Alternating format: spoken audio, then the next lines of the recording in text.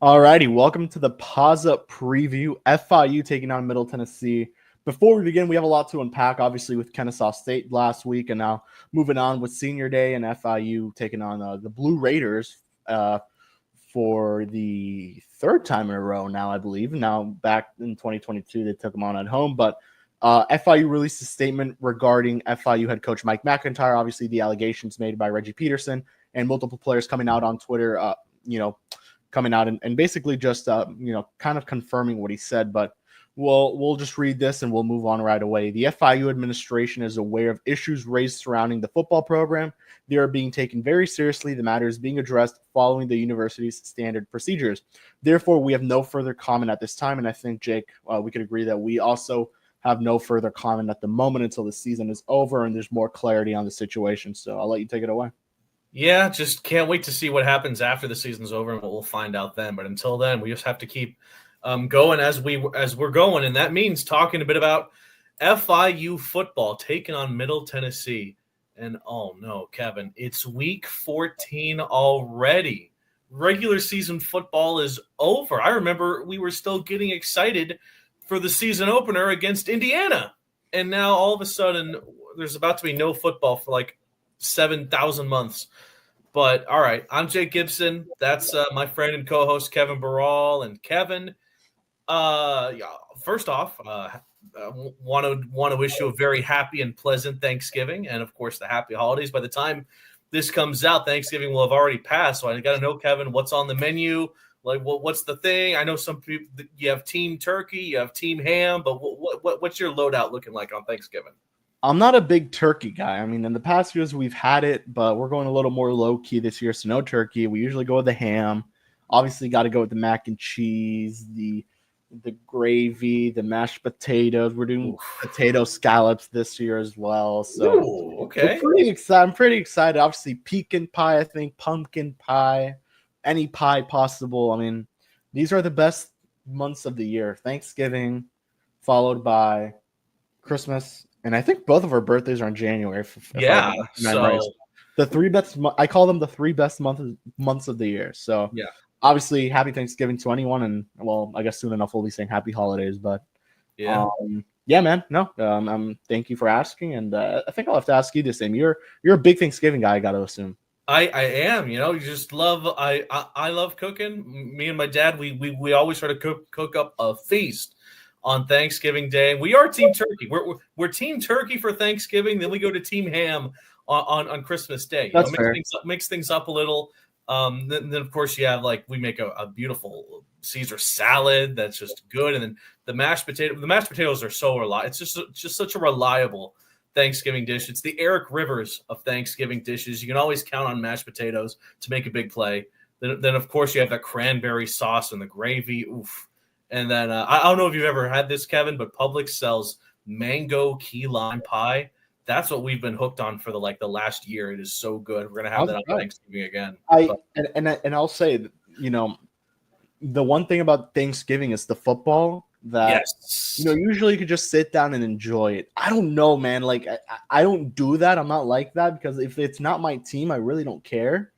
I feel like this year I could do it. Obviously, Dolphins playing in Lambeau against Green Bay. So no, I care. I watch the football exponentially. I put the games on, but I'm not like that guy who's just like, yeah, it's part of my tradition. Like this year will be for sure. Yeah, no. I will be even intently watching the Tommy DeVito Cooper Rush matchup. Oh my God! I will be tuned in and watching that. But yeah, Dolphins Packers as the night game is going to definitely make that a bit more interesting. Let's get into talking about FIU's loss against Kennesaw State, and it still just pisses me off, Kevin. I don't know about you. I'm still not over this loss for the Panthers. For all the controversy that surrounded FIU leading up to this game, for them to go out and not get the job done against a admittedly desperate Kennesaw State team that was I think still is one of the worst teams in FBS. It's depressing, and it's just once again, Kevin, another one-score loss that just didn't go FIU's way at the end. This has got to be one of the most brutal seasons in recent memory with that regard, where FIU kept these games close, should have won, but was just not able to get the job done. Yeah, I mean, you couldn't have asked for a worse season for FIU football, and I think Coach Matt kind of touched on it today in the press conference. Like everything went wrong. I mean, they had a good team on paper. I think this team on paper wins a decent amount of games. I think this is a bull team on paper. Mhm. And look, we'll take back a look at the schedule. It was 1, 2. UTEP doesn't even count as a one-score loss. 3, 4, 5 one-score loss games, and one of those is against Jack State, another one against Liberty, and another one against Sam Houston, the top 3 teams in the conference. And then obviously, I mean, Monmouth and Kennesaw State. And then you keep looking at the schedule. You tell yourself, should have beat UTEP, you should have beat Florida Atlantic, and I mean at that point, Indiana, you actually played pretty well, which was pretty encouraging. So yes, overall, definitely a tough season for FIU. I think we'll kind of talk about that a little bit more either on the post-game show or the week that follows. I think we should definitely do a show just going over the season. But yeah, I mean, it was a tough season. There's no other way to say it. It was rough. This is a team, again, on paper, should have won 7 to 8 games. You look at what they had, and they should have done a lot more. And you kind of look back and you look at the what-if scenarios of each game. You tell yourself, what if they did this? What if they did that? But at that point, it's too late. So it's frustrating. We'll see what happens. I'm sure we'll be back on here to talk not just about the season, mm-hmm. but what will happen due to the season. And we'll see what happens there. And I think we'll be talking a lot of football during the offseason. So I'm pretty excited about that. It's going to be a lot of changes, I think. And I think you could kind of attest to that. But yeah, man, that Kennesaw game pissed me off. There's no other way to say it. Kewan Jenkins, I don't know what it is. He had that one mega drive against Sam Houston at the end, and then obviously throws the interception in this one. Isn't UTEP not his fault? Obviously, he got hurt, but yeah, it's definitely very disappointing to see this team not be able to come in the clutch in these final drives of games. And I think that's one of the biggest things. You look back even at the Liberty game in overtime. Give up the one sack they gave up was a damn strip sack. Jack State, I think it ended in a 4th. Yeah, they weren't able to convert on 4th down. Yeah, but the missed targeting call before that added some salt to the wound, I will say. Definitely, but even then, you still should be able to convert. I mean, it wasn't good play calling either. So it wasn't. And then FAU, that was all on Kewan. Kewan even mentioned it was on him. Just bad decision making. Again, I mean, not much you could really say at this point. So, yeah, man. I think a season that should have at least ended in 5 wins, going 500 in conference play, unfortunately goes very south. Now potentially looking at 3 straight 4-8 seasons, which sucks. I don't think there's another way to say it, but it sucks. You can't even say you're mid at that point. You have to say you're below average. As a fan of the school, and you as well, we made that very clear. We love this school. Correct. It pisses me off to see the L's. And I think, us saying that was like an understatement for like the rest of that team, that program. They hate losing. They really hate it. They hate it. And there's no other way to say it. And I think that, again, you look at Sam Houston. Honestly, this is exactly what happened to Sam Houston last season. I think they even ended 3-9 as well on the season. They lost 5 one-score games, all in conference play. They should have won a lot of those games. And unfortunately, they didn't. And look where they are now. They're fighting for a Conference USA spot. They're going bowling, for the love of God. So I'm not going to say that's going to be the change that's going to happen with FIU, because we'll see how the transfer portal treats them. There's a lot of guys who could enter with how well they've played and the positions that they could go to. But I think there's I think Eric Henry mentioned this from G5 Football Daily on the podcast, that FIU is pretty prepared to retain players. So that does add some excitement too. But yeah, overall, again, going back to your original question, definitely tough with Kennesaw State. That shouldn't have happened. When your offense throws for literally 13 yards in the second half of the game, and you have only 81 total yards of offense in the second half, that's inexcusable, I think, and that shouldn't have happened. By the way, shout out, I still don't entirely know how to say his last name, but shout out Robert, the backup kicker. Zermenchka. He stepped in and delivered 2 for 2, including a 36-yarder. He made the PATs when he had to. That would have been very scary.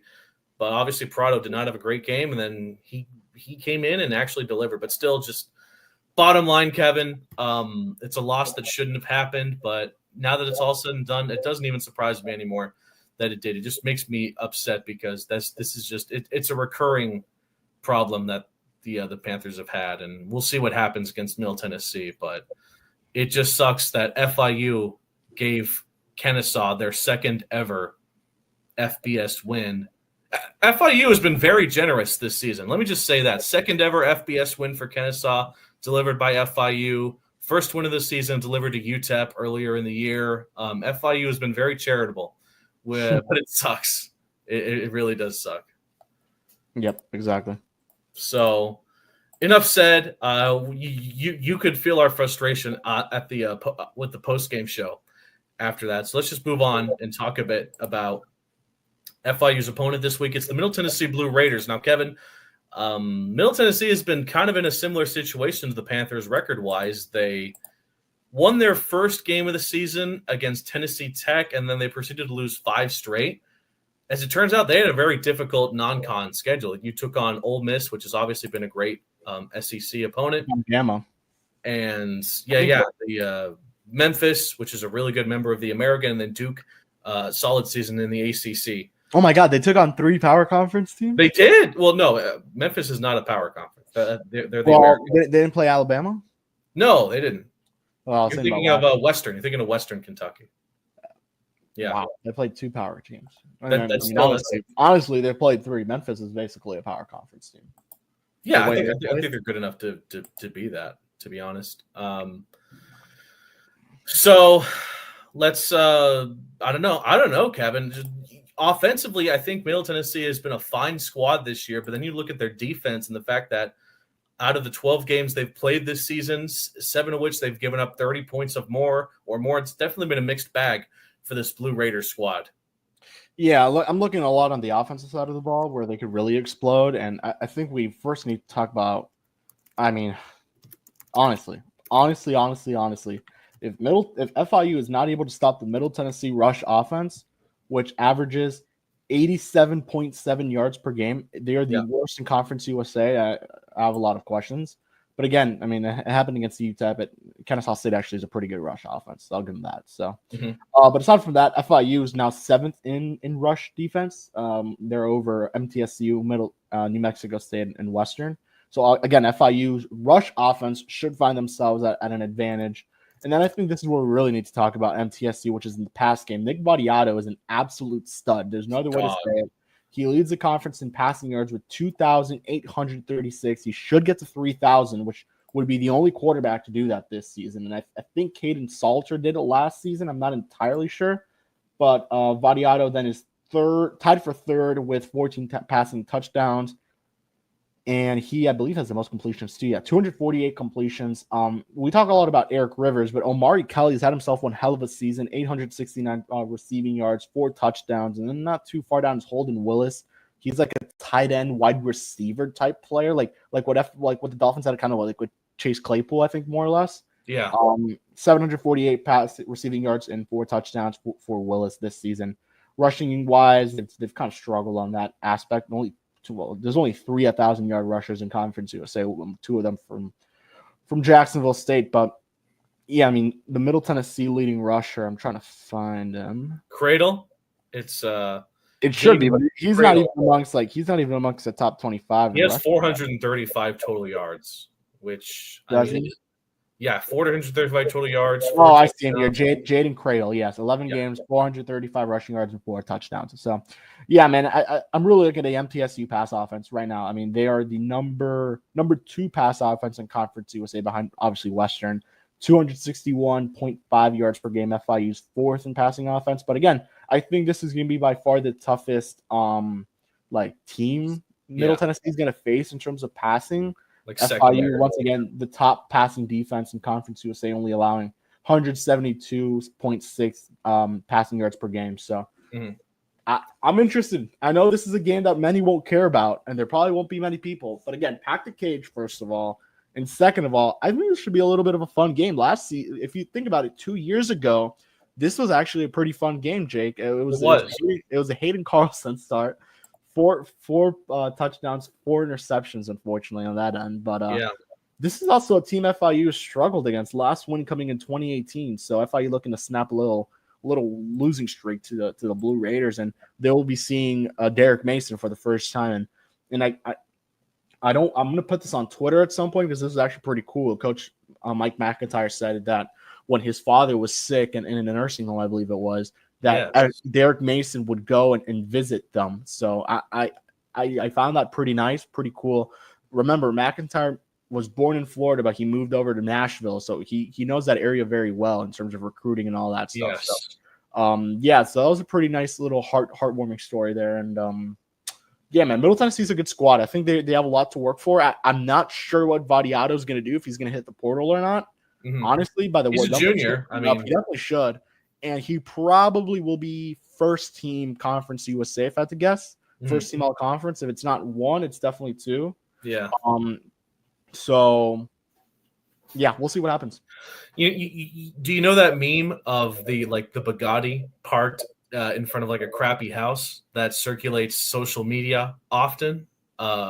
That's how I kind of feel about Vadiato and the majority of this roster from Middle Tennessee. I mean, Vadiato has had such a consistent career playing college football, and he's in his junior year. He could probably, like you mentioned, either hit the transfer portal or I don't know. I don't know if he were to declare now. I don't know where he would fall as far as being drafted, like a late round draft pick. Maybe. Well, you have to remember Austin Reed. Austin Reed was a damn good quarterback at Western Kentucky for a couple of years, and he ended up going undrafted. So we'll see. I mean, even Michael Pratt, who was at Tulane, and he was a stud. He was really good for Tulane. Well, you never know. I mean, obviously, if NFL doesn't work out, you have the UFL, which, by the way, I hear is expanding. So more teams means more quarterbacks that are going to be needed in the UFL. So that's always an option. Of course, the CFL up in Canada. But no, I think Vadiato has put up good enough statistics to the point where he should be given a look at by scouts across the NFL, UFL, and the CFL to maybe bring him in to at least their practice squad. And obviously, if something happens to the starters, bring him in and see what he can do. I mean, there is one problem with Vadiato, and it stems from having a subpar offensive line, Kevin. He's been sacked 28 times this season. That is a very large number. Granted, he's had to go up against ACC and SEC defenses, but still, for your quarterback to be sacked that often, for context, Jenkins has been sacked 15 times this season, and that includes a matchup against Indiana, where you look at what Indiana has become. Yeah, they had that loss to Ohio State, but they're still probably going to get into a CFP playoff spot. But still, 28 sacks for Vadiato, definitely a weak point of the offense if there is one. So is that stat on sacks by or sacks against? I believe it is sacks against. So it's 29. It's 29 for Vadiato unless there's a different quarterback. No, yeah, apparently a Roman Gagliano stepped in at some point, and he was okay. Sacked. So he got sacked once. So yes, so 28 for Vadiato. So yes, second most sacked quarterback in Conference USA. Keywan is the second least sacked quarterback in Conference USA. And if I look at his 2023 numbers, and that's something we have to mention real quick, Jake. FIU's offensive line has certainly stepped up their game this season. I don't know. This is a great now, and this is part of the game, and that's kind of why we have to talk about this. I'm not exactly sure. Yeah, let's look. Keywan 40. FIU had their quarterback sacked 46 times in 2023. Yes. Think about that. I know that's insane. And that was with Philip Houston, Jacob Peace, and John Bach playing for almost a full season. Right. And then Bach just came in, and he's been extremely serviceable in the couple of games that he's played this season. I mean, you have to give credit to the coaching staff that has mentored this offensive line and just the players that have given it their all, because you know what? I'm literally going to tweet that stat out right now because why the hell not? Do it, Kevin. Do it. Tweeting it out. Yeah, exactly. But I mean, that is a big part on why Jenkins it has been one of the best quarterbacks in USA as far as passing yards and passing touchdowns. For most of the time, he's had time to scan the field and throw the ball to where he wants to. Those deep shots to Eric Rivers don't happen if he's rushed by defensive units, and that hasn't really been the case this season for the most part. Vadiato has been sacked 28 times. That stems from not just you could say pocket awareness for Vadiato, but I say a subpar offensive line when it comes to protecting your quarterback. That can also stem into the fact that their rushing attack has been so mediocre this season as well. The offensive line at Middle Tennessee could be a lot better. Yeah, I mean, it shows too. So I mean, Yeah. I'm gonna go back on that stat real quick because I want to see how many times Vadiato was actually sacked last season, and I think that's definitely something worth looking up if you agree, because And then, it shows just how good or bad your offensive line has gotten. And Mhm. right here, defense. Sorry, through it all, by the way, still, I mean, Vadiato has put up some ridiculous sacked numbers 32 times, so he's been sacked more. there. Oh, is that right? Yeah, 32. Yep. Defensively for Middle Tennessee, I mean, they gave up 48 to Louisiana Tech. That's all. That's all you really need to know. They gave up a 48 burger to the Bulldogs, And but I mean, 36 to New Mexico State, I believe. 36 to New Mexico State, 52 to Ole Miss. That's understandable. 49 to Western, understandable. New Mexico State, I don't want to say that's very understandable. I get that. I'm saying like Ole Miss and Western have amazing offenses, so I kind of get why Middle Tennessee's defense would struggle there. But no, you said it. Giving up that many points to New Mexico State and Louisiana Tech is crazy. Coming from us, and that's coming from us because we shut down both of their offenses with ease. Granted, they were both at Pitbull Stadium. The New Mexico State game was in Floyd. Louisiana Tech was in Ruston. Okay, we say that, but then they only gave up 5 points to Kennesaw. So it's definitely been a weird season. But like I said, the amount of games where they've given up over 30 points this season is quite excessive. They almost gave up 30 points to Tennessee Tech, for goodness sake. 52 to Ole Miss, 49 to Western, 45 to Duke, 48 to La Tech, 42 to Jacksonville State. How many points did FIU give up against Jacksonville State? Not 42. No, it was 30, 34. So there you go. And then 37 to Liberty. 31 to 34 final score. 36 to Mexico. All this to say that Middle Tennessee's defense has had some really awful games this season. They have produced 20 sacks as a unit, which I guess is not terrible. They've only had 5 interceptions, and let me check the forced fumbles, 8 total, 5 of which were recovered by the defense. So I can't say a whole lot about Middle Tennessee's defense to the point where I think that FIU's offense can thrive against them. Nothing about their group. I don't think that FIU will have like their first 100. I hope they have their first 100-yard rusher of the season, and it happens in the final game, just so we can say that we had one. But I think Jenkins and this passing offense for FIU will have the green light in this game, and I think they're going to attack Middle Tennessee hard. Yeah, well, you look at total defense. They have the second worst defense in the conference. They give up 447.9 total yards of offense per game, 48 touchdowns they've surrendered, the most in Conference USA. So definitely has been a struggle for them. And if you look at what FIU did against New Mexico State, I think you're kind of looking at something similar. Now, I think obviously with New Mexico State, the one thing that definitely stood out about them was that they were able to stop the run pretty well against FIU, not towards the end. But aside from that, we shall see. I mean, FIU struggled against Middle Tennessee. Again, their last win coming in 2018, but their last game they played at Pitbull Stadium, or at the time it was FIU Football Stadium, and I'll go and confirm the final score. I believe it was a 1-score loss against the Blue Raiders. But look at their history.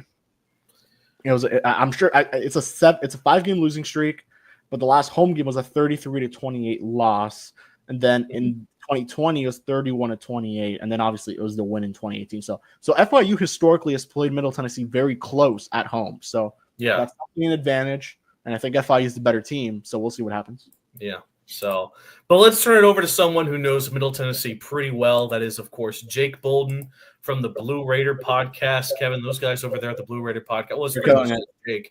He does a great job there. He also is like basically the head honcho of the CUSA podcast roundtable as well. I was fortunate enough to be on his show earlier to talk some FIU football with him. Now he gets to talk some Middle Tennessee football with us. So without further ado, let's hear from Jake Bolden and the Blue Raider podcast. And hey, everybody, we hope you're enjoying the Paws Up preview so far. It's now time to talk about the Middle Tennessee Blue Raiders, FIU's opponent this Saturday at 2 o'clock. And joining me from the Blue Raider podcast is none other than Jake Bolden.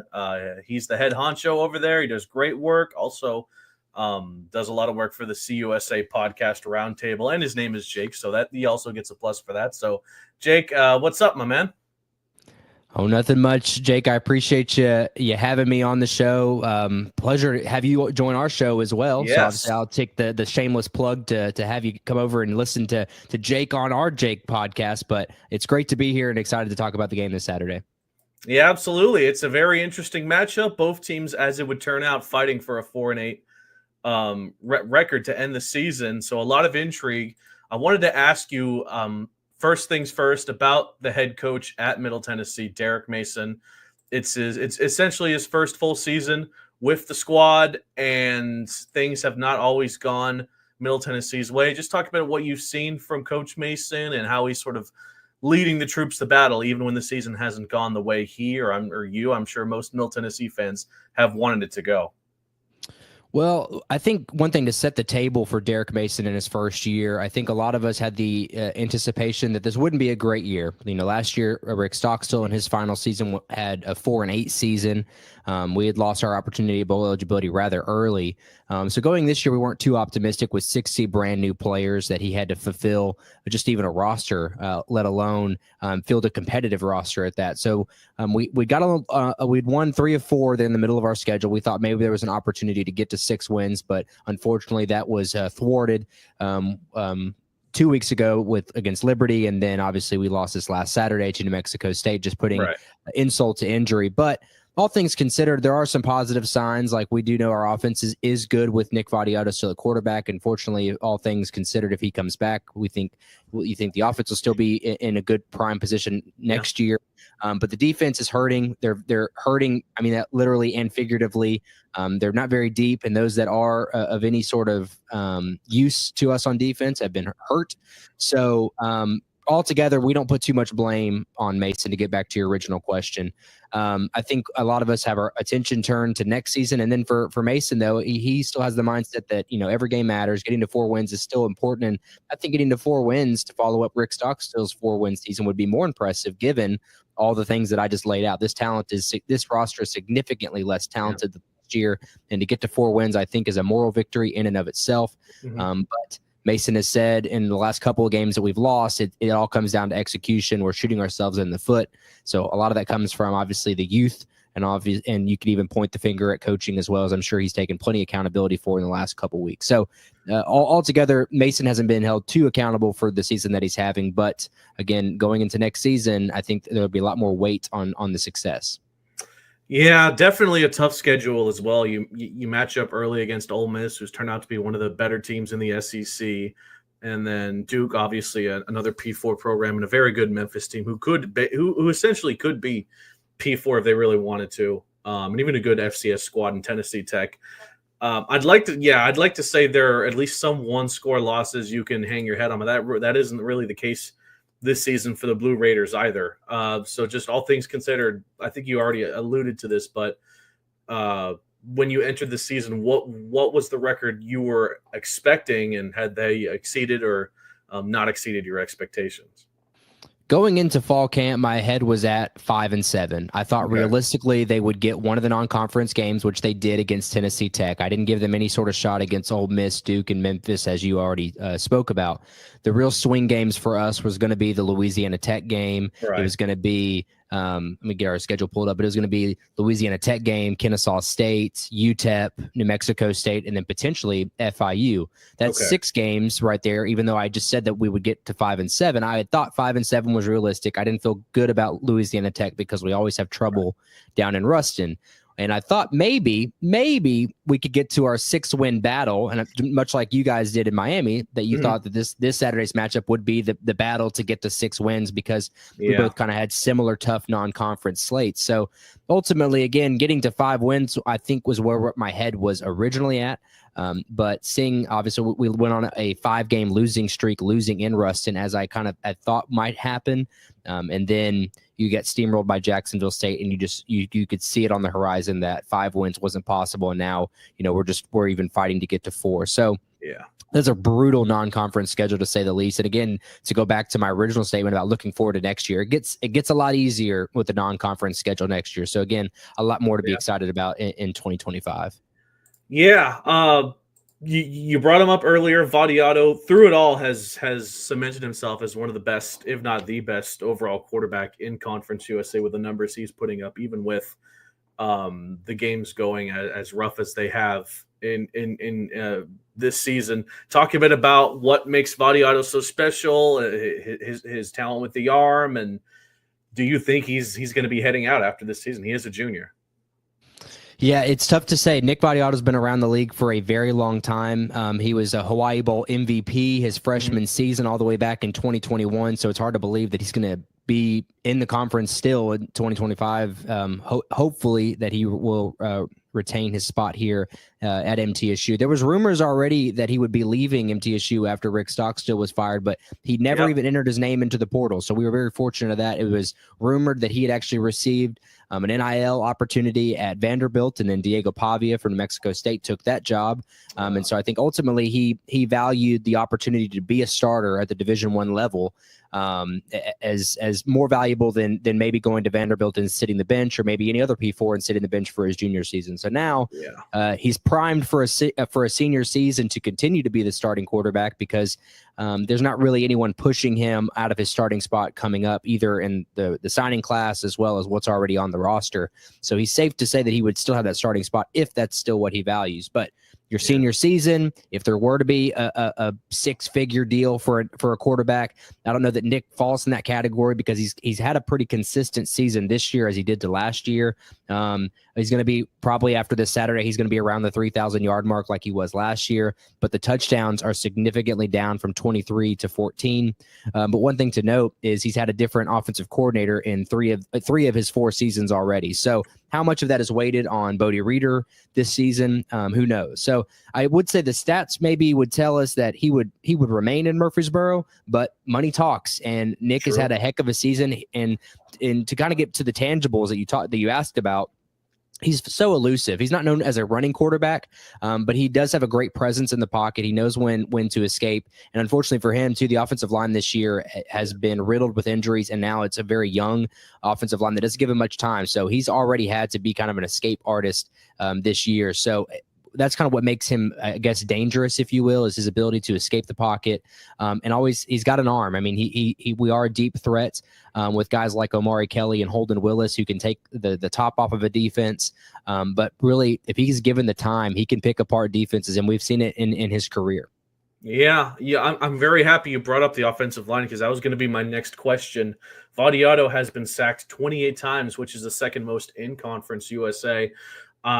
And not to mention Middle Tennessee's, I'd like to say, subpar rush attack with 965 yards and 9 touchdowns leading up to this point. Talk a bit about how massive as you mentioned, the injuries has been for this offensive line, and how much that's impacted not just that absurd sack count, but also the running game, and maybe some other reasons why that hasn't taken off as well as it probably should have. Yeah, you saying subpar, I think, is you're putting it very nicely for the rushing attack. It has been very bad this year. It is very bad. Our best rushing game this season was actually this last Saturday against New Mexico State, where we rushed for 170 yards. Prior to that, we barely eclipsed 100 yards. I think it was once more this season. So the rushing attack has been very bad, and it's not from a lack of trying. We've seen a lot of personnel changes in these last 2 weeks. We've started running some 21 personnel, which is 2 running backs, 1 tight end. We've even run some 22 personnel to kind of open up the running game. And we've tried the horizontal passing game as well to spread defenses out to keep them out of the box. But it just doesn't work. And a lot of that, again, has to do with the amount of time that the offensive line is able to create for either a quarterback or for a running back to get to the holes. We don't run a lot of zone blocking schemes, so it's very difficult for our offensive linemen to get to that second level and do any sort of damage. And again, credit to Bodie Reeder, our offense's bread and butter has always been the passing game. So if you're able to move the ball as well as you are in the air, maybe we don't rely as heavily on the running game. But as Derek Mason has said in many post-game press conferences afterwards, is you've got to run the ball to open up the pass. You've got to be able to throw in some sort of play action. Hopefully you give the defense some sort of eye candy, as he says, to, again, create some one-on-one favorable matchups for your very talented wide receiver room. So it's been subpar.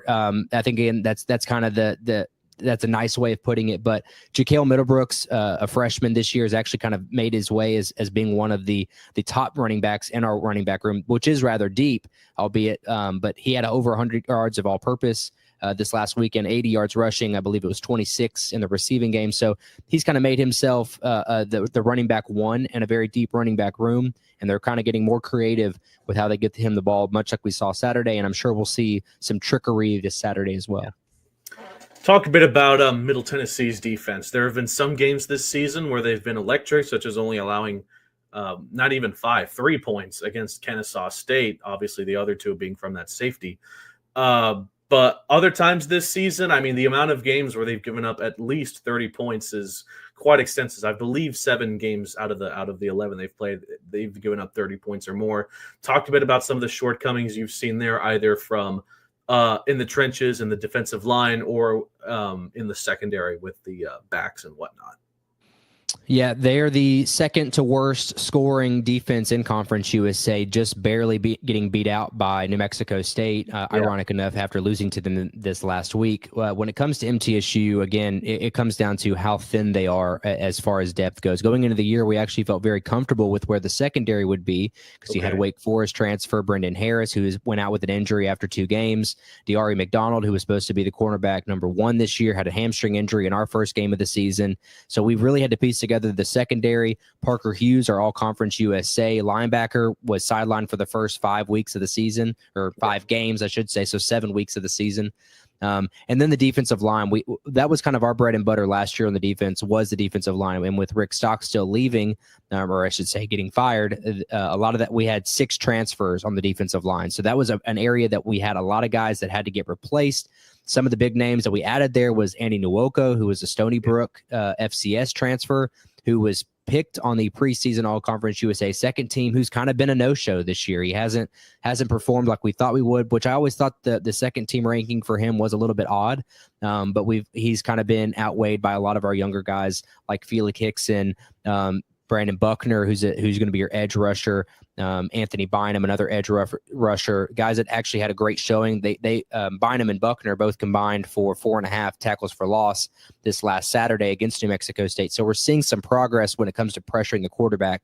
But we have a defensive coordinator, Brian Stewart, that loves to run the 3-4 defense. But unfortunately, we have a defense that's set for the 4-3, given the roster that we have. So he's still trying to transition the defensive scheme to match the personnel, and it's just kind of been this big cluster, for the defense this year when it comes to piecing all that together. So I would say for them, when I talk about next season, they've got so much they've got to do to shore up an actual good line, not only good, but also have some depth pieces, because injuries happen all the time there. And they haven't been consistent enough in executing well. And Derek Mason, in the last couple of weeks, he was a defensive coordinator prior to becoming head coach at Vanderbilt years ago. He was defensive coordinator at Stanford.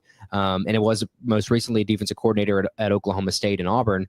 But he's a guy that actually had helped with play calling with DC Brian Stewart these last couple weeks. And we've seen some bright sides, but a lot of it comes down to execution. So what kind of team are we going to see this weekend? I'm not sure. There's never really been a game that I thought to myself, this defense looks really good, other than the Kennesaw State that you spoke to. But I won't take too much credit for that game, because Kennesaw State was making a quarterback change. So Davis Bryson, your Conference USA offensive player of the week this last week, didn't perform in that game. So you had to hold down the worst team in Conference USA to their second and third string quarterbacks to 3 points. Yeah. I think you can pat yourself on the back, but I'm going to be more of a pessimist here and say that's what you should have done in that kind of game. So unfortunately, against first string, we've struggled. Yeah. Okay, Jake, you've given us a lot of information about Middle Tennessee. At the time of recording, the Panthers are favored by 9, which is always scary to see the betting line and see that FIU is favored somehow. In your opinion, what are the keys to the game for Middle Tennessee to not just to stay in the game, but to knock off FIU and finish their season on a high note? Well, the big thing, as we've touched on there at the end, was going to be it is going to be defense. They've got to play defense. You talk about Keon Jenkins, such a versatile quarterback, and I love his game. And he's a guy that I actually enjoy watching highlights of on a weekly basis when I check in with our Conference USA roundtable. But he's a guy that you have to contain, and that's been our biggest issue this year with those mobile quarterbacks. Like we had Caden Camp at Western Kentucky. You've got Caden Salter at Liberty. You're going to play quarterbacks in this league that are mobile, and Keon Jenkins is one of those guys. And if we're not able to contain Jenkins, we have no shot. And we've seen these mobile quarterbacks pick us apart because we're not able to contain. So that would be my major key, is keeping Keon Jenkins in the pocket, make him be decisive with his throws, which may not necessarily shore up any better with Eric Gaines and Dean Patterson. So you've got to be able to defend the back end there as well. I think offensively, do what you do best. That's to pass the ball, put the ball in the air. They'll probably run some scripted stuff early to get the running game open up. But I think if we're able to pass the ball well, it gives us an opportunity. And then this is always something that doesn't get talked about enough, but the time of possession, something that I think that this team has done really well this year is own the time of possession. In a game like this, where FIU has had games where they can put up points quickly, if you are able to possess the ball longer than the team that is able to score quickly, you give yourself a chance. So if I could limit it to those three, that would say contain Keon Jenkins, put the ball in the air, do what you do best, and then try to maintain possession as long as you possibly can.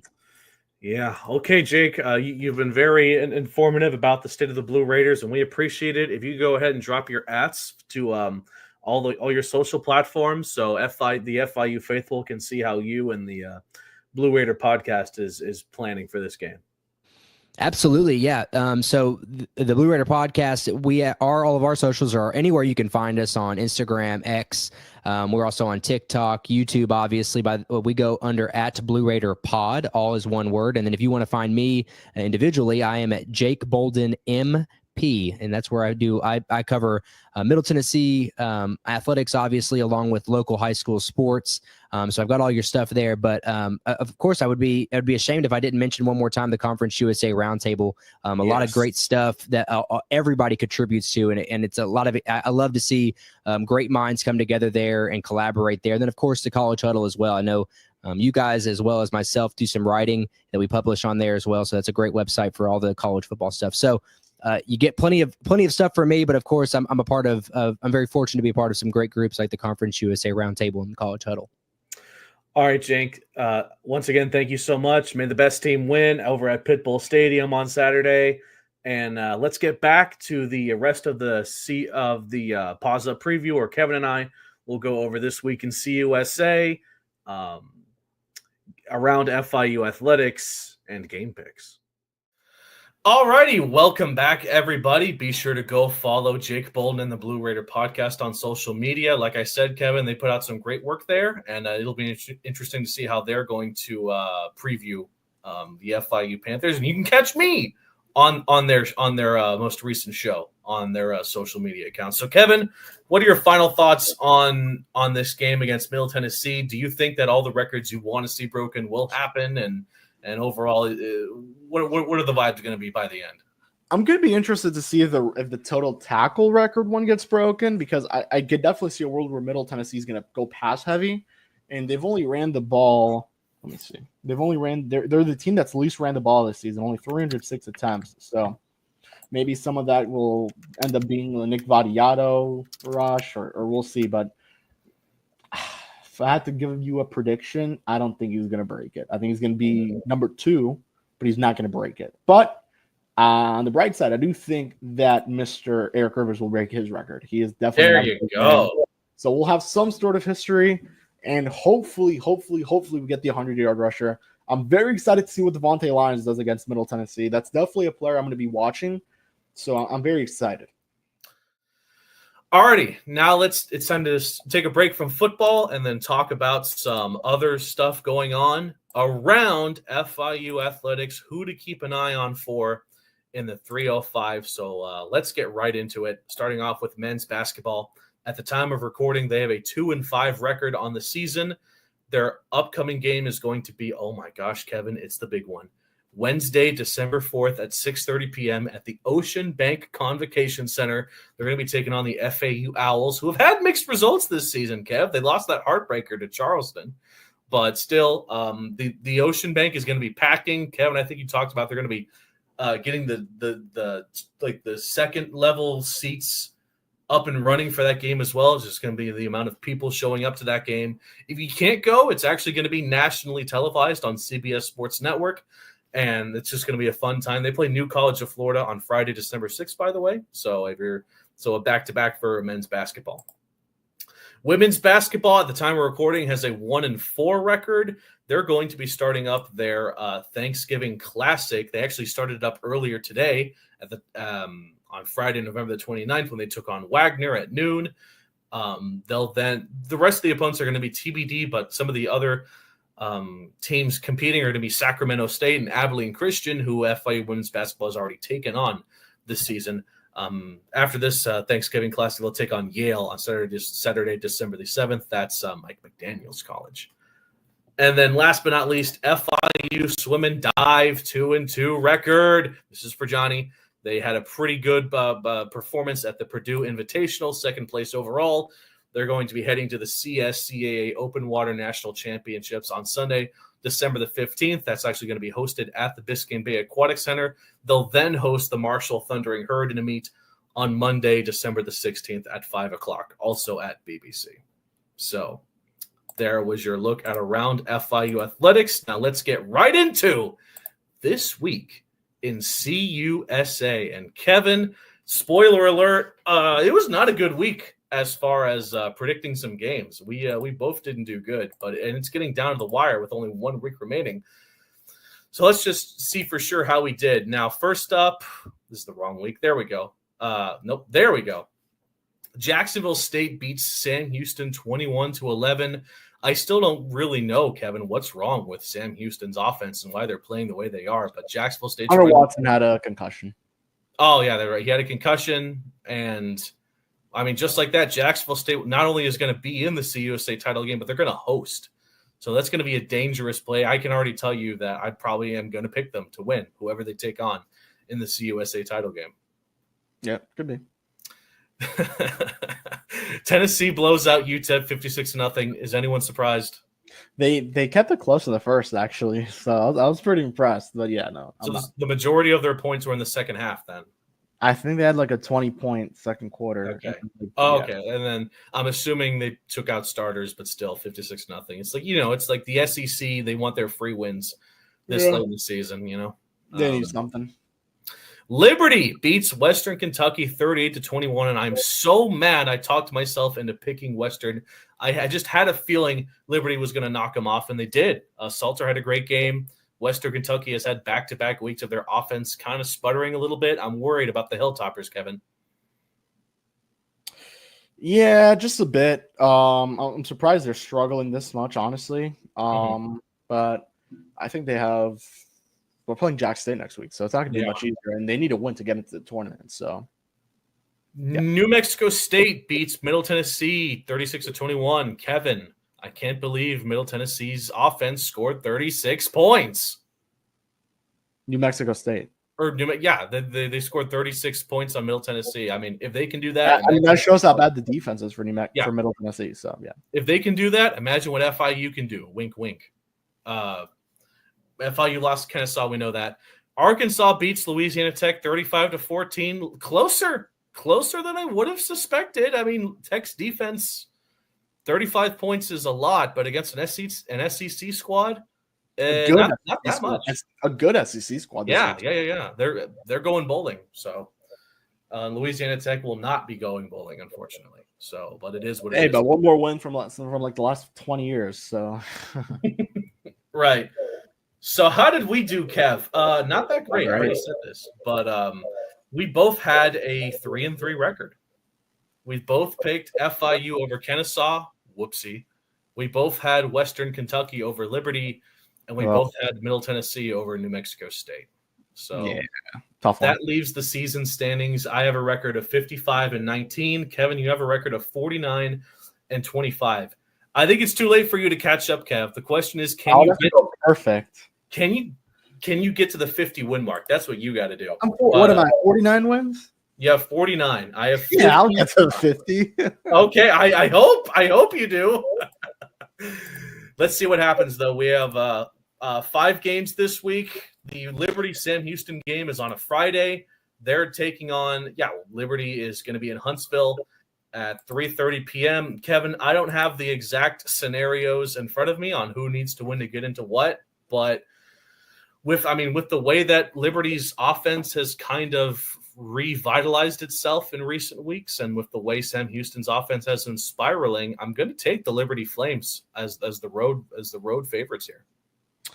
Yeah, give me Liberty. I think Liberty just needs to win to get in. I don't know I'm not exactly entirely sure what's the situation with Western.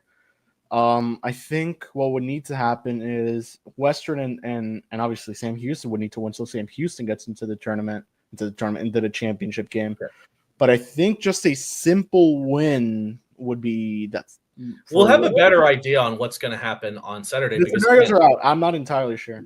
This game is on Friday. So by the time this comes out, we'll know who won this game, but it'll then lead up to what will need to happen on Saturday for other teams. But yeah, I'm going to take Liberty here. So who did you have? Liberty. Okay, good. We'll save FIU Middle Tennessee to the end. Kennesaw is taking on Louisiana Tech at 4:00. And look, again, Kennesaw, I don't hate. Let me be the first to say, Kevin, I'm not a Kennesaw hater all of a sudden, but I don't think that their Magic Lightning is going to strike twice in back-to-back weeks. I'm going to take Louisiana Tech at home. They should have won. I mean, they had that interesting scenario where they beat Arkansas. Then what happens here was worth getting into a bowl. Whatever. I still think they're going to play for pride. Give me La Tech. Yeah, give me La Tech. I mean, they would have their best record since who knows how long. So I have no idea. I mean, dude, that probably saves Sonny Cumbie's job. So give me La Tech.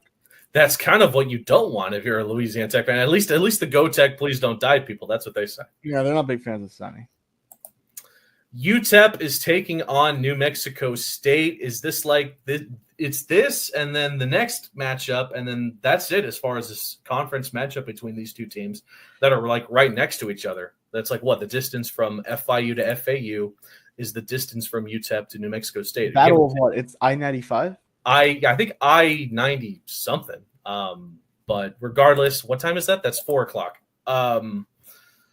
I'm taking New Mexico State. UTEP, bad on both sides of the ball. New Mexico State is also bad on both sides of the ball. But actually, you know what? Let me go with an upset here. I haven't gone with an upset here in a hot minute. You know what? I'm going to take the UTEP Miners on the road. That's what I was going to take. I was kind of hoping to change it because then I would have probably, give me UTEP. I feel good about what they've been doing. They've been playing pretty close games recently. And I want to make up for this for not picking Liberty last week, which I'm still not happy about. But the final game, it's funny, all of these games are going to be done by the time nighttime rolls around. So we'll have an idea of who gets into the COSA title game before the sun even sets. So Jacksonville State, this is going to be a good one, Kevin. Jacksonville State heading to Bowling Green to take on the Western Kentucky Hilltoppers at 4:00. Now, technically speaking, Kevin, Jacksonville State has nothing to play for in this game. So do you think they're going to take out starters very early, maybe? Well, I think they know that it depends if they win or lose who they play in the tournament. Mm. So who knows? Maybe they'll look at the Friday game and say, what's up? But I think you got to play for pride. You got to play to stay undefeated in conference play. Mm-hmm. Give me Jack State. Give me Western with the upset. I think Western, first of all, they're at home. So Bowling Green is a tough place to play. And then Western Kentucky, obviously, they're going bowling, but they want to make sure that they get into a semi-respectable bowl game, and they want to play spoilers, even if they're not the ones that get into the COSA title game. I'm going to take Western Kentucky at home. When they get in. Yeah, so there you have it, Kevin. I'm taking the Hilltoppers. So we have 2 differing picks here, or maybe 3, depending on who you take on in what we're about to talk about, and which is going to be who will win? The most important question asked here. Before we talk, it's going to be the final simulation or maybe not. Maybe we'll just simulate the COSA championship. The final simulation from College Football 25 for the FIU season. Let's just say this one was absolute cinema. Check it out.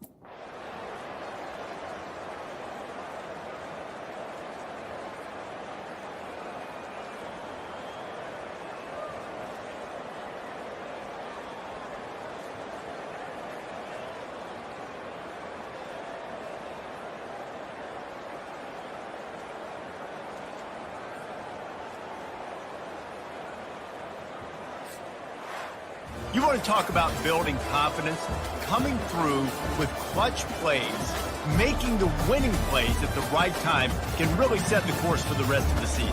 Yeah, Reese, maturity and experience matters. And this team has guys that have played a lot of snaps. They've seen a lot of looks, and they've lost close games like this in the past. That wasn't the case today, David. Too many guys out there making big-time plays. Wow. FIU actually had a game-winning drive. Can you believe it, Kevin? That's insane.